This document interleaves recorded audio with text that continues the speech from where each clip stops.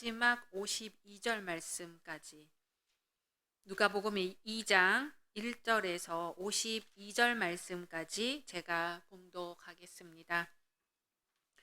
그때에 가이사 아구스도가 영을 내려 천하로 다 호적하라 하였으니 이 호적은 구레뇨가 수리아 총독이 되었을 때에 처음 한 것이라.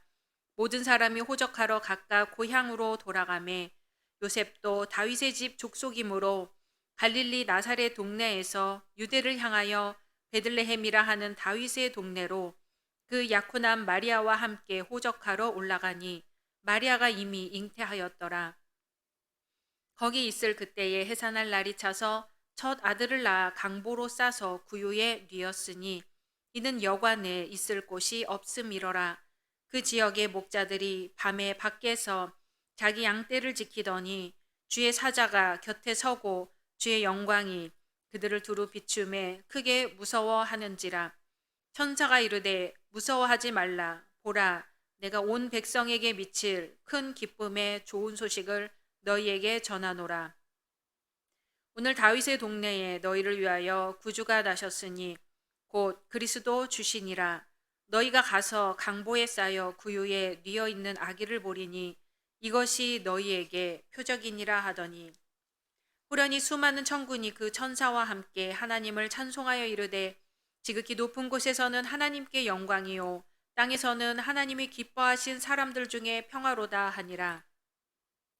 천사들이 떠나 하늘로 올라가니 목자가 서로 말하되 이제 베들레헴으로 가서 주께서 우리에게 알리신 바 이 이루어진 일을 보자 하고 빨리 가서 마리아와 요셉과 구유에 누인 아기를 찾아서 보고 천사가 자기들에게 이 아기에 대하여 말한 것을 전하니 듣는 자가 다 목자들이 그들에게 말한 것들을 놀랍게 여기되 마리아는 이 모든 말을 마음에 새기어 생각하니라.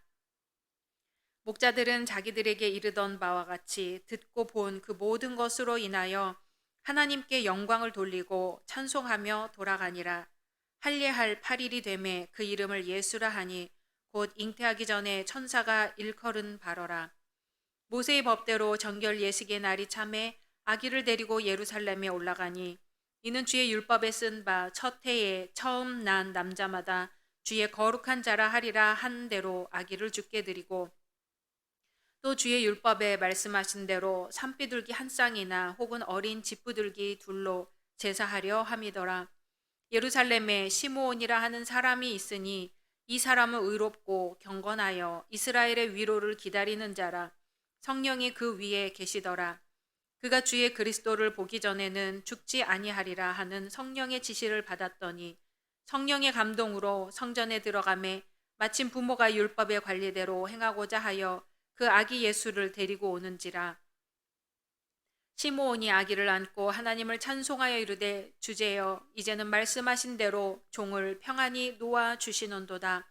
내 눈이 주의 구원을 보았사오니 이는 만민 앞에 예비하신 것이요 이방을 비추는 빛이요 주의 백성 이스라엘의 영광이니이다 하니 그의 부모가 그에 대한 말들을 놀랍게 여기더라.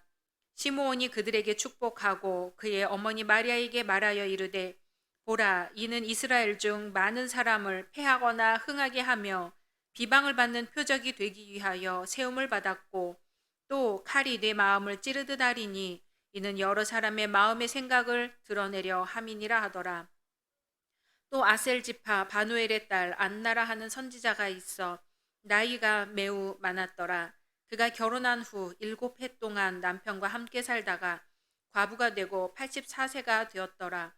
이 사람이 성전을 떠나지 아니하고 주야로 금식하며 기도함으로 섬기더니 마침 이때에 나와서 하나님께 감사하고 예루살렘의 속량을 바라는 모든 사람에게 그에 대하여 말하니라.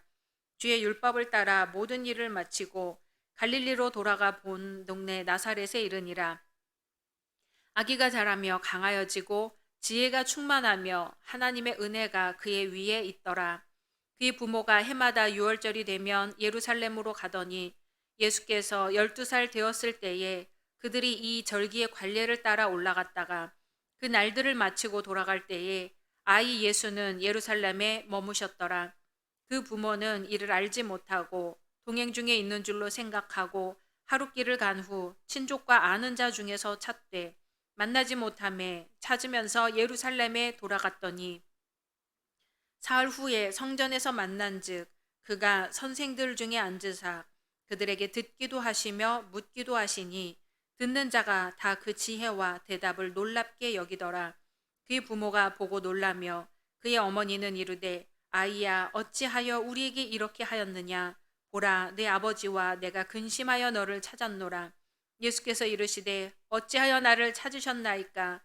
내가 내 아버지 집에 있어야 될 줄을 알지 못하셨나이까 하시니 그 부모가 그가 하신 말씀을 깨닫지 못하더라.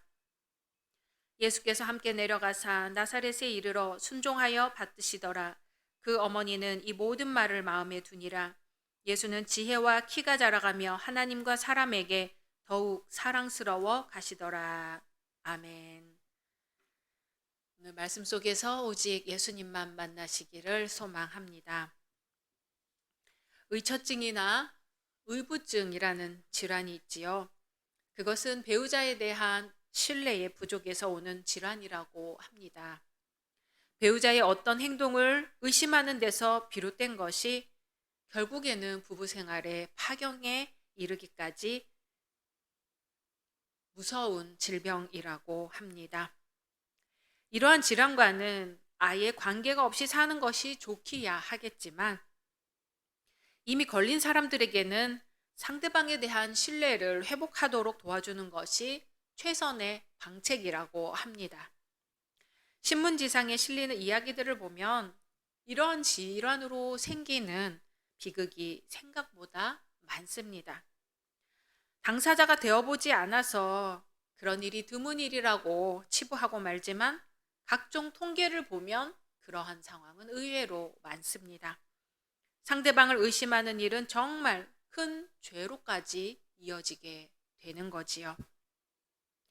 오늘 말씀에는 요셉과 마리아가 호적하러 고향으로 가는 길에 아기 예수님이 말구유에서 태어나는 장면이 나옵니다. 요셉과 마리아는 정혼한 사이였지요. 그런데 둘이 동침한 일이 없는 상태에서 아이가 생겼어요.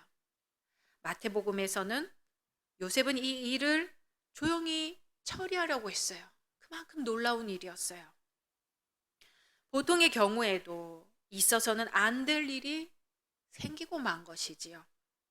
마리아도 당황한 일이었겠지만 어쩌면 마리아 자신은 자신이 사내를 모르는 상태였음을 누구나 잘 알고 있었던 상황이기 때문에 초자연적인 하나님의 섭리에 대해서 어떤 받아들일 수 있는 상태가 되었을 것입니다. 하지만 요셉은 그럴 수 없는 상태였어요.